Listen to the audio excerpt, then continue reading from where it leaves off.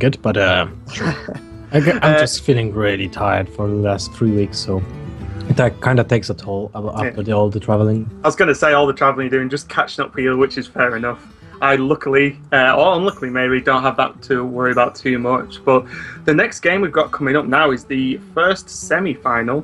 Mm-hmm. Oh, yeah, the first semi-final. Yes. And it's going to be SuperJJ versus Modernleper. And we saw SuperJJ take down ECOP in the first game.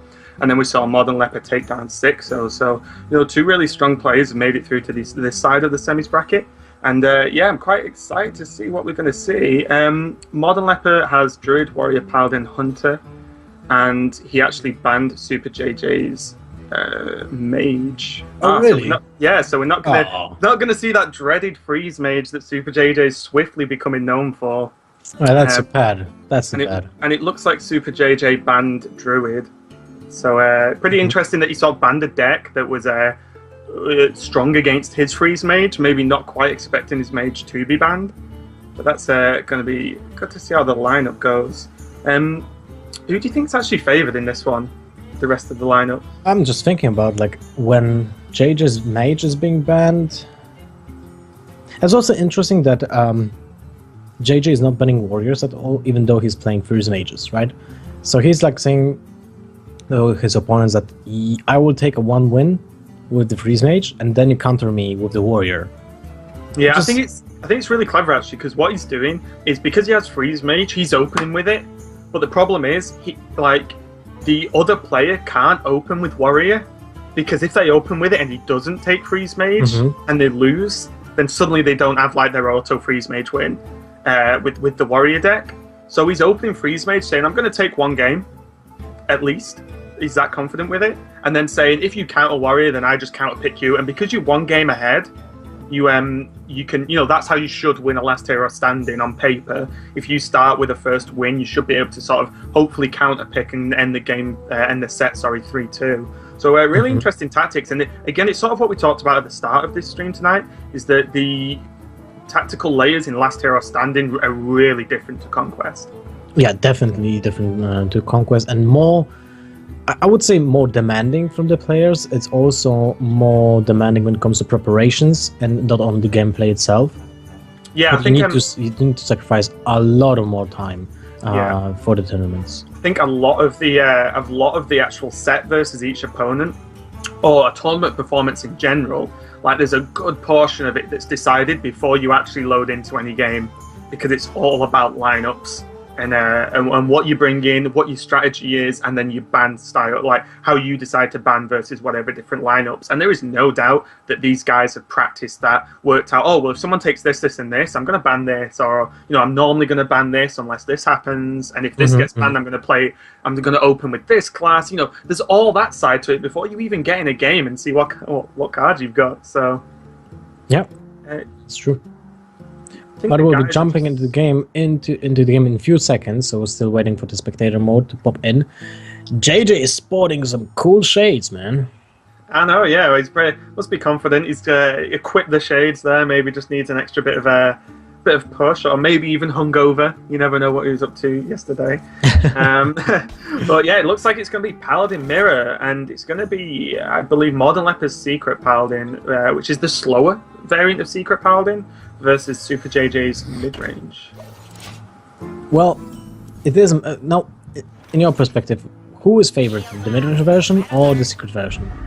It's really tough. I think the getting a strong quartermaster out can really change the game, and the fact that the mid-range runs the Peacekeepers, it almost negates Avenge a lot of the time. You can force an Avenge proc and then just Peacekeeper it. So I think the mid-range is actually a bit favoured here.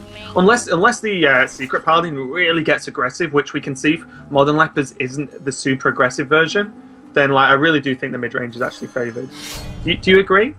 Yes, I do agree. And the equality is very important. The same goes for the Peacekeepers. The Peacekeepers can single-handedly turn the game around, especially after you can trigger the secrets in that specific order you want your opponent to, right? So because you can take advantage of triggering the Avenge on a big minion, peacekeeping and afterwards, so you just kill two birds with one stone, right?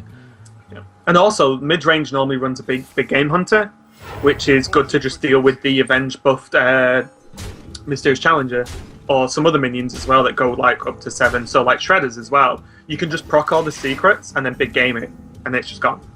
Yeah, that's true. So there's definitely a lot of options, and that's one hell of a Consecrate. When you think about it, it's a hell of a Consecrate, but it only kills a half of card and Zombie Chow. Yeah, that's true. And 2 mana, basically. Like for the it slows the game down though for the mid-range Paladin.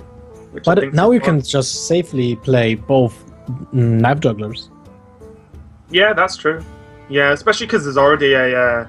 what is that, a Cog Hammer that's equipped? I think it is, right? Yes. Oh, wait. Yeah. Is it? No, wait. I don't think... Has JJ played Muster? His first Muster? You can't have, right? No, then okay. Then playing the double Knife Jugglers is a mistake. Yeah, you're right. That's a Cog Hammer. So, yeah, definitely not. Definitely fine. Yeah, the Shredder's pretty okay pickup, though. Shredder's definitely nice. I mean, the Zombie Chow might go into it, or he might just let the Zombie Chow stay alive and trade, but I'm getting a bit clogged with weapons now as well, Modernleper. He's got the Cog Hammer equipped as 2/3 full durability, and then the True Silver on top of that. Oh, I just lost my vision. Yeah, same. Just give us 1 sec, guys. You can probably potentially see it. Just give us 1 minute. We're just going to get back into the game. Mm-hmm. But yeah, I was just saying that Modernleper would look like he's getting a bit clogged with the weapons there. The True Silver's pretty good, but when you've just equipped your Cog Hammer, it's caused a few issues to try and get it back on track. Yeah, guys, excuse us for a few seconds. We'll be right back.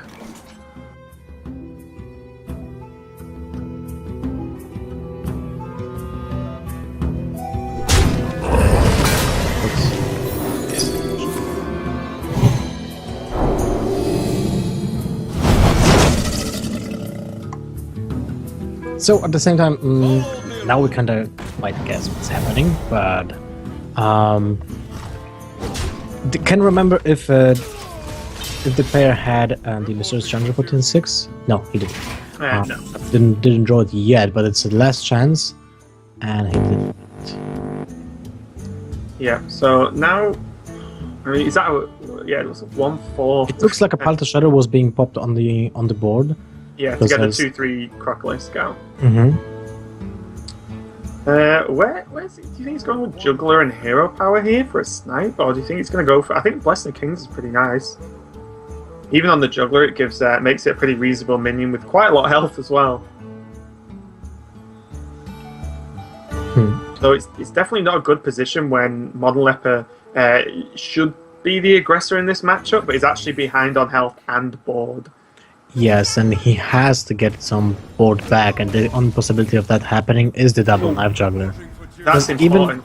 Even if he hits like the 3 HP minion, he can finish it off with the Cog Hammer. So really, it's actually huge as well for Modernleper that he killed off all of the 1/1s, because we can see that the old Quartermaster's in hand, and that would have just ended the game. Mm-hmm.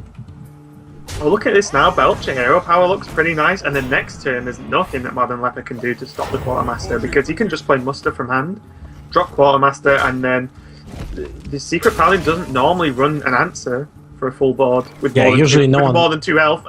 No one runs Equality in Secret Paladin because it's just too clunky to play. You need to be active on board. Yeah. You just need to play everything that you have in your hand and just get away with like a single Mysterious Challenger. And this way you can't really play that kind of a card. Interesting that he didn't use Owl there. He decided to just clear this way, because if he'd used Owl, he could have cleared the 3/2 as well.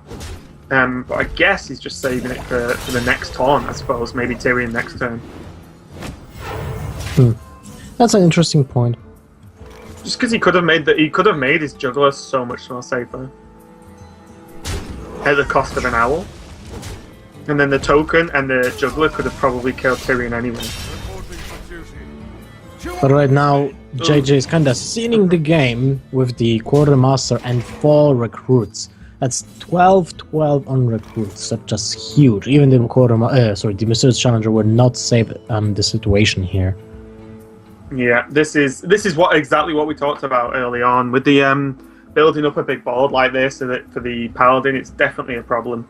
And you know, definitely just there's no answer. And because Modernleper was pretty much behind for the majority of the game, even Mysterious Challenger a lot of the time isn't good enough to come back in that situation.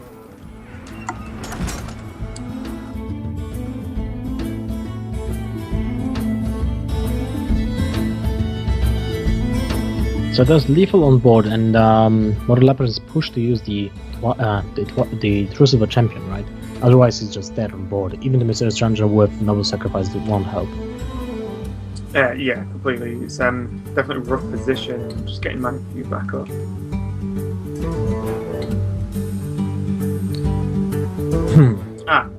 SuperJJ won, I think. You sure? Maybe. Maybe. We'll see when the score gets updated.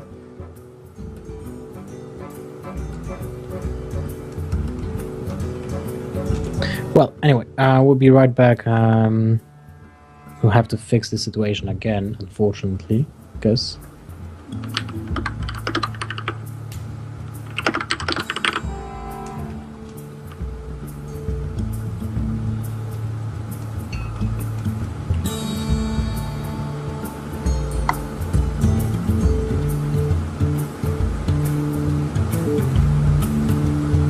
Okay, so it just looks like we're just going to go to a quick break for a few minutes while we just sort out some tech issues we've got. It won't be too long, guys. Stick around. We'll be back with SuperJJ versus Modernleper.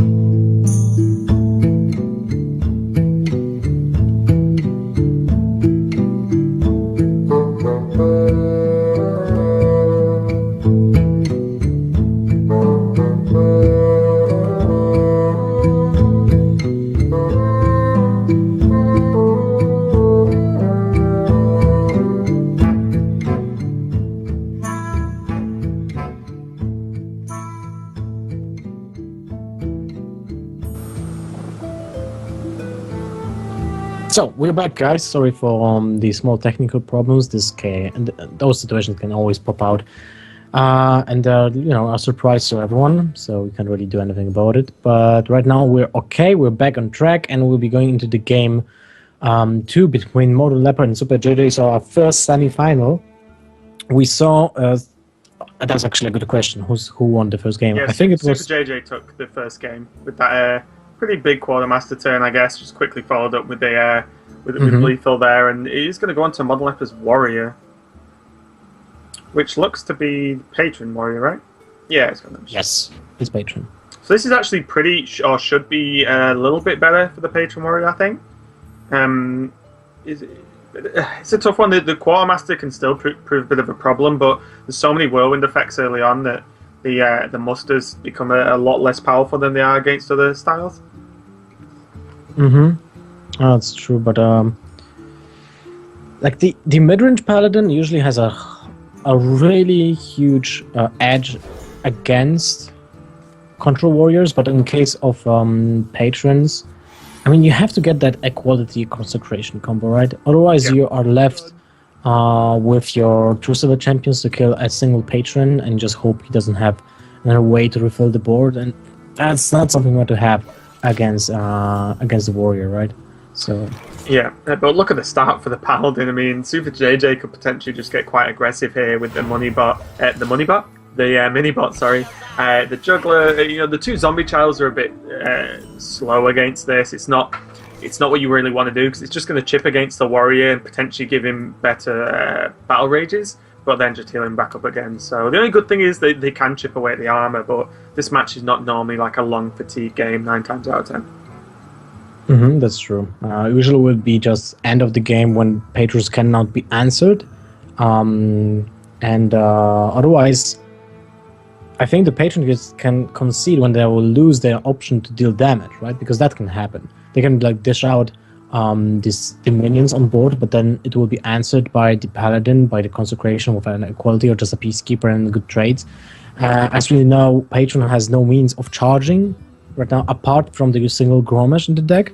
So if paladin takes the board control and can just eliminate every single threat after that, yeah, well, he's on good track. Yeah, definitely, and again, just to reiterate, there's no charge but like burst damage coming from the patron warrior. So, like you said, as long as they can clear the board, the paladin's going to do pretty well here. Ghoul's an interesting one because it sort of negates the mini bot, as one hit should take the shield off, but not kill it, and then the second hit should kill it. But with two zombie chows down, he might actually just pass, and just wait to use the chows to proc the ghoul instead. That's a good decision here. The problem, so now, Modernleper has to take a decision. Does he want to play the Frontline Berserker right now? Because it's easily traded, but at the same time, he gets rid of those pesky zombie chows, right? Yeah, it's a bit of a tough one. Yeah, so the other option is he could hit in and then like slam the 2/2 just to kill it off, or slam the 2/2 and go face, but that doesn't really do enough. And at the moment, he doesn't need tons of card draw. He needs to answer what's on the board at the moment. So I think the Berserker's pretty okay. Like you said, it's not fantastic, but it'll definitely soak up some minions here. It just pushes the Paladin player to trade, because it's just too big of a threat to leave it on the board. Otherwise, it would just probably ignore it, right? Yeah, the buffs, especially it's because the ghoul's down really as well. Because the buffs it's going to get, it's already going to be pretty big, and there's no easy way to deal with it, because he would need to trade in maybe, but by the time he's traded in with the ghoul, which he has to do, if he played muster, then he's going to have to face tank, like, the Berserker, which then it's already going to do loads of damage. So the odds on him just trading the minions are super high here. But does he just follow up with a muster now that he's seen a ghoul? And it's turn 3. Well, there's so much AoEs in the arsenal from the warrior, so I guess it's very risky to play the Master of Battle after you see the Frontline Berserker already on board, right? Okay. Wow, 9 damage to the face. Yeah. Okay. Well, he is pushed to do that if you play the Master of Battle, that's for sure. Because you can't really risk another AoE, which buffs the Floating Berserker to like 16. Yeah. And then attack for 16 face, so just too much. Yeah, it's weird that he could have just thrown the other zombie chow away though, right? Well, I guess so. Just a strange one to play. You keep the zombie chow on board. If he threw it away, it wouldn't heal the warrior at all. He's going to get rid of it this turn by the looks of things. Do you think? It's a shame. I think we're going to see the Murloc Knight a little bit later. And one of the few minions with Inspire that's actually seen a lot of play. Normally classes as a 6 drop than anything else because you do want to at least get the Inspire effect at least once. Good timing for the Argus though, because that whirlwind would have been a little bit brutal. Could have been, that's true. Argus saves the day, and we can see a really important creature in the in SuperJJ's hand, which is the Murloc Knight, because its purpose is just to get instant and constant pressure each turn, and the warrior lacks in response apart from the fact that he would have to use an execute and a slam on it. Yeah. I think what's good about the Murloc Knight as well is that every time you use that hero power, the odds on the Murlocs actually buffing each other because they all synergize. It's pretty huge. Mm-hmm. Everyone's seen the hero power into another Murloc Knight or hero power into a war leader, which gets really dangerous. Consecrate's not a terrible pickup, but does he just have to throw 2 of these guys into the Berserker? Because with the Berserkers gone, Patron, and then there's only Patrons and Grom left. Maybe Boom. That is going to be any threat to you, I guess. I don't think the Paladin particularly needs to push for damage and be aggressive at this point anyway. No, I don't think so. I mean, you'd rather just kill the Floating Berserker first. Yeah, I think you kill the Berserker first. You don't care about the armor, because your opponent will get armor anyway. And the long-term plan here is just to take the board control and kill the minions so you grind out the duel and just kill your opponent even with the 1/1s at some point of the game. Yeah, it's why Paladin does so well versus Warrior, because you can consistently generate even, like you said, even 1/1s, and they need to answer them or they're going to die, and they're not good at answering just like single health minions beyond whirlwind effects, and that's it. And if the game goes on and on and on, like you said, you just push the game back a bit and just delay it, then they're going to run out of answers, and those 1/1s stack up. That's true. Now we see that Modernleper's kind of pushed to use the patrons this turn, right? He will get 4 patrons, but 2 will be killed instantly. So maybe it's not Yeah, enough. he's probably going to hold off. I mean, it's a tough one because he could have slammed one of those 2/2s and tried to do something about that, but the problem is if he uses slam or maybe an execute on things like that, then it's not using them on the big minions the Paladin has at some point. But imagine a Quartermaster at this point in the game. Like, it would just end the game straight up. And even the Murloc Knight's only a 2/5. Not the best minion, but still fairly reasonable, because once you hit hero power again, if that's a charged minion, it's just another card draw. If you can sacrifice it into, say, a patron or something.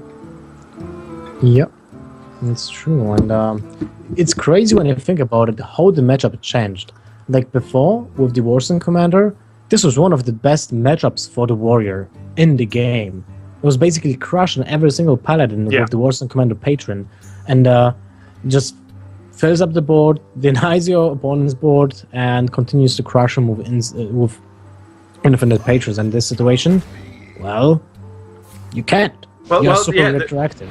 The big difference here is that a Paladin could not have built this board on this turn against Warrior, because the board just feeds like frothing Berserkers and stuff like that. So you can't overcommit on the board, whereas now there's no burst, like you said. So, I mean, he just has to execute the Murloc Knight, right?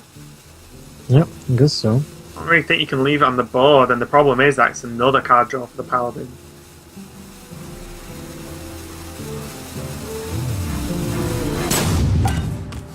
Oh. That's interesting. Does that look how it looks for you as well? The random floating execute? I guess. By the way, he's using the Hunter card back. Oh, the Alaria card back, right? Such inconsistency. You're playing Warrior, man. What are you doing? Is this potentially a disconnect from Modernleper? Hopefully not. Yeah, fingers crossed. Just because SuperJJ is waiting.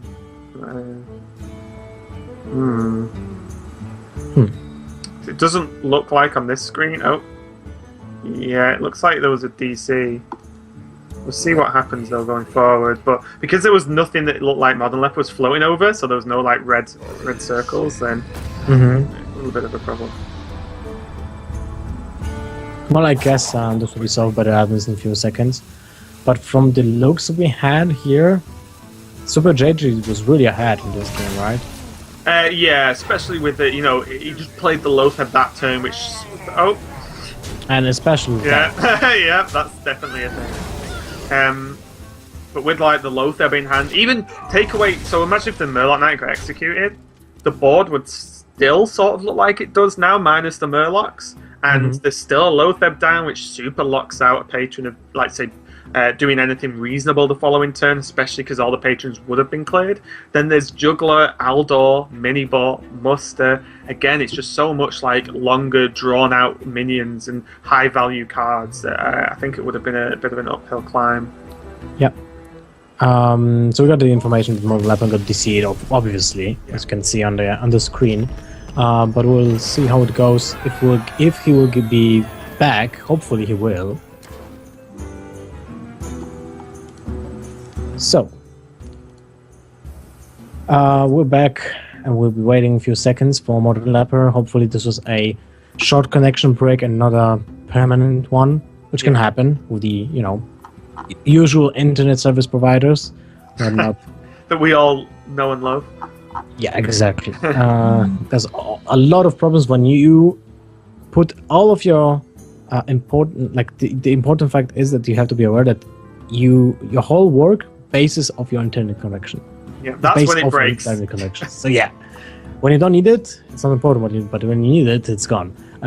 We got the information from the admins that this game, because of the disconnect, JJ is winning, of course, and we kind of may agree that the board state doesn't necessarily say that it had to be a rematch. So, in my opinion, in my eyes, correct decision from the admins, and JJ is having a 2-0 lead with his mid-range paladin.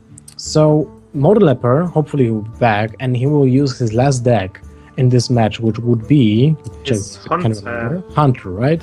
Because the Druid got banned, if I can remember correctly. Yeah, the Druid got banned. He lost the secret. He lost the Paladin mirror or secret versus mid-range, and then we've just seen the Warrior lose as well. So he's got a bit of an uphill climb with his Hunter. He did play really well with his Hunter in the previous set that we saw, but is it enough to go through all of JJ's decks? It's going to be a tough one, I think. Might be a problem, I would say. Might be a problem, especially that the Hunter, it has an upper hand against mid-range Paladin, but the problem is he's not playing explosive traps. Yeah, and that's the important card against Paladins, right? Yeah, and JJ has, what does he have left? He has Warrior, right? He's got Control Warrior. Control Warrior, and the Freeze Mage was banned, so Druid. The other Druid, yes. Yeah, so Druid, not fantastic versus sort of a more aggressive style of Hunter, but the Warrior could just lock it down if his Paladin can't anyway. I imagine we'll see the Warrior if SuperJJ loses his Paladin this next match.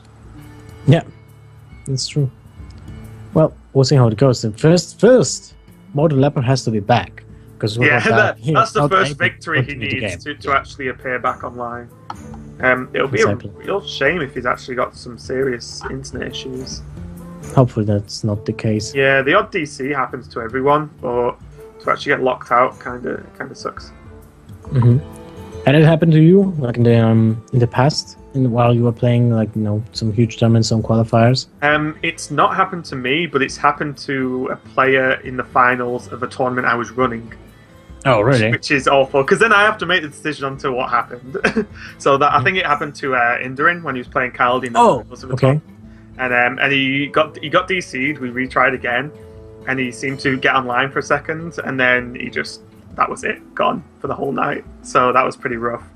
It's never fun as well for these guys, because although we saw that Modernleper's board state was, it was stacked against him, it's never nice to lose because of a DC. Obviously, these guys would much rather play the game out, but, as Lothar, you quite rightly said, when important things rely on the internet goes wrong. It's the way of life, isn't it? The Murphy's Law, right? Yeah. It's always going to happen. So we'll see how it goes for Modernleper. From what I can see, it's still not back. Yeah, when it takes this long. Oh, okay. So it looks like I just had a message from the admin guys where it looks like Modernleper's just restarting his router to see if that's going to help. Normally, it's crazy, but normally the turn it off and turn it back on again thing actually works sometimes. So we'll see if that's what every admin says. Right? Yeah, just turn it off, wait 10 seconds, and turn it back on. And then if it doesn't work, speak to me again. Yeah, then maybe I will come to you. Yeah, maybe I'll then consider some serious answers. Well, fingers crossed for Modernleper. I mean, I'm biased because he's a teammate of mine, but also I wouldn't want anyone to be sort of not be able to play in a tournament due to being DC'd. Yeah, but we got the information that he is back. Yeah. So we'll be heading to game shortly, and this will be the match point for the first semi-final in Time2Win invitation tournament. And in the meantime, I can just remind you guys to use the hashtag Time2Win in your tweets, so you can appear on the bottom of the screen with your tweet, basically. So you can cheer for a player, for a favorite player, cheer for a favorite team. You can just remind something about the matches itself, like an insane play or just something incredibly random that happened in the games, something that was funny or just interesting. Or that we all want to see more Reno decks. Reno decks. But that's what we all want to see. Yeah. In the meantime, of course, a quick shout out to our main sponsors and hosts, so Time2Win, for making this tournament possible, and also Microsoft. We all love Microsoft. Then we have TeamSpeak, Tantrum, Avira, Masterbrand, TakeTV, Luchas, Kingwin, Myonix, Clans Web, Project Cars, and productions made by Viva GG. So thank you for all those companies for the hard work they put in to make this tournament happen. Yeah, and we are now just getting into the game. So it's going to be SuperJJ's Paladin versus Modernleper's Hunter. So again, I mean, I think Modernleper's going to need a really quick start with this deck to be able to get ahead and take the game, because again, it's one of those matchups where if the game progresses long enough where the Paladin can just stabilize for, say, even like one turn, it becomes a bit of an uphill battle for the Hunter. Definitely true. And he doesn't have the Mad Scientist, but has him one trap, so that's a value that he won't get most likely. But at the same time, oh wow, the combo. Turn 2 Juggler into turn 3 Masterful Battle. But luckily for Modernleper, there's the Glaive Zuka to take out that pesky Map Juggler that would change a lot in this game if that wouldn't be possible. Yeah, and using the Glaive Zuka over the quick shot's good, because in this matchup, the aggressor's health isn't too important to them, because it's not normal that the Paladin actually, burns the Hunter down. It's normally the other way around. But so he can afford to just use his health a little bit more crazily. Then coining into the Shredder to follow up with another Shredder is pretty nice. It's just a shame for Modernleper that the freezing trap's heavily negated at the moment with a lot of 1/1s on the board. There's none of the good bounces we saw in the previous set Modernleper played to sort of throw back a sort of high value minion. Yeah, that's true. Yeah, the value of health is very important. The one thing that didn't say I would like to pitch in about the Glaive Zuka over Quickshot is the fact that you gain tempo, but just by having the weapon next turn, so you can trade your health as a resource instead of the mana, and that's very important to just regain the tempo in this game. Yeah, completely agree. The trade does drop a 2/2 from the Shredder. He can now, as you said, the bow comes into the Glaive Zuka, comes into play to clear up the second taunt. He drops another Shredder, so it's always nice when you can coin Shredder. Puts a lot of a lot of power on the board and a lot of sticky ability for those minions. The chow into the weapon, was a pretty good answer from the Paladin, and even at this point, because SuperJJ is not under too much pressure, Harrison actually becomes really strong. Because you can afford to play it. A lot of the time in this matchup, if the Hunter gets a quick start, you can't just play it. A 5-drop just to kill a weapon.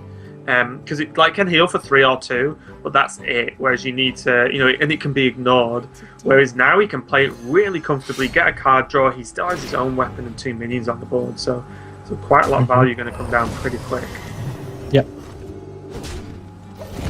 Modernleper's doing quite well. He's taking the 2 minions out, dropping the freezing trap, because naturally on turn 6 the minions probably going to be high value for the mid-range paladin, especially with only 4 cards in hand. They're probably big minions, and if they're small minions you're probably happy anyway because you can sort of ignore them. But the Harrison getting bounced, although it's still okay for Modernleper, the extra card draw kind of sucks, and the fact that Leper's got a Eaglehorn bow in hand that he probably wants to play at some point, bouncing the Harrison is going to be pretty rough. But the high main is a lot of pressure. Definitely, but there's a possibility just to play the Belch to soak up the damage.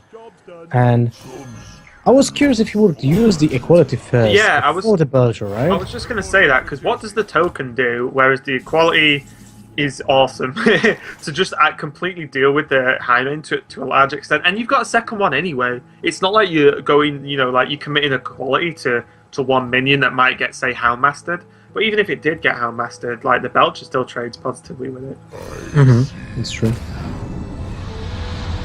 So the high main's just going to take down. I mean, the high main could have been 2/2s now. Well, that's difficult to say. Whereas now it's still, pretty chunky on the board. There's no good place to... You can throw both minions into the high main to kill it, but that still leaves Lotheb as well as multiple tokens on the board, which isn't actually good when there's Tyrion, because it gives you an easy way to prop the Divine Shield without sacrificing too much. Yeah, that's true. And the Tyrion will actually put a lot of pressure on the Modernleper here, because there's no easy way to deal with it. Because even if you Hunter's Mark, you still have to attack with something. Or you will have to use both Kill Command and Quickshot on it, right? You don't want to use the bow and take additional 6 to the face. I mean, maybe you do, because on 14, what's the Paladin going to do to you on 14 health? I think this is okay, because the Kill Command with these minions on board, the Kill Command could actually win you the game. Because you can take down the 1/2 now, push for another 8 damage with hero power, drop a creeper, and then, that's a good board. And then, 5 damage is there. There's 6 damage total, but where's the other 8 damage coming from? Whereas next turn, you're representing, 9, 14, 15. You're representing 20 damage next turn. I mean, lay on hands could happen, obviously, and stop that, but it's going to play the equality instead. Well, he will kill the low tap just to ensure that we'll not get 5 damage. Next turn, because if you would pop the 7 high main, it only decreases the amount of power on 2. Still lethal though. Unless he's got to take the bow, which is fine. If he didn't, it was actually lethal. Well, if he wouldn't play the Harrison Jones, that wouldn't be a lay on hands, right? Oh wait, he didn't. He couldn't because there's 9 mana. Never mind. Yeah. So now, I mean, at this point, I think you have to kill Command the Harrison, right? Because the minions are worth more alive. What to do?